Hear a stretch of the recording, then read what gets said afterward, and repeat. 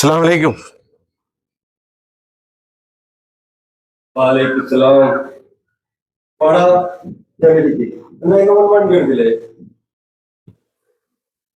Test പോണ കിടക്കെടുക്കാം വണ്ടിടാ. ഇതെന്തേ തന്നിട്ടുണ്ട്, ഞാൻ വിളിക്കാം. സലീമേ, നീ എപ്പോ വന്ന്? എന്താ വിശേഷം? നല്ല വിശേഷം. പിള്ളേരൊക്കെ സ്കൂളിൽ പോയിട്ടുണ്ട്. ഇക്കാനോട് ഒരു കാര്യം പറയാൻ വേണ്ടിയാണ് ഞാൻ വന്നത്. ഇനി ടെസ്റ്റ് നടത്തണമെന്നുണ്ടെങ്കിൽ ഒരു 30,000 രൂപ കൂടി ചെലവുണ്ട്. പെയിന്റിങ്ങും ഫാമിലിയിലേക്ക് കൂടി. ഇപ്പന്നില് അതിനുള്ളൊരു നിവൃത്തില്ല.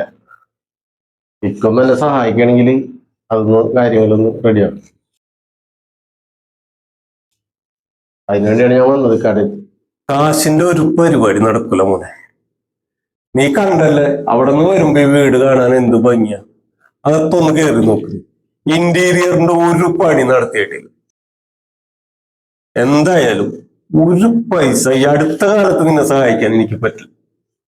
ഒരു രക്ഷയില്ല, നടക്കൂല സിദ്ധി. കുഴപ്പമില്ല, കടയിൽ ഉണ്ടെങ്കിൽ മേടിക്കാന്ന് വിചാരിച്ചെന്നുള്ളൂ. പോയിക്കോട്ടെ, നിക്ക ഇത്താ ഞാൻ പോണു. ഇക്കെന്ത് പരിപാടിയാണ് ഈ കാണിച്ചത്? അവനൊരു അത്യാവശ്യമായിട്ട് വന്ന് ചോദിച്ചതല്ലേ. എന്റെ നീ കൊടുക്ക്. സിദ്ധി, എന്തെത്താ? മോനത് കൊണ്ടുപോയി വെക്ക്. മോനത് കൊണ്ടുപോയി മോന്റെ കാര്യം നടക്കത്ത്.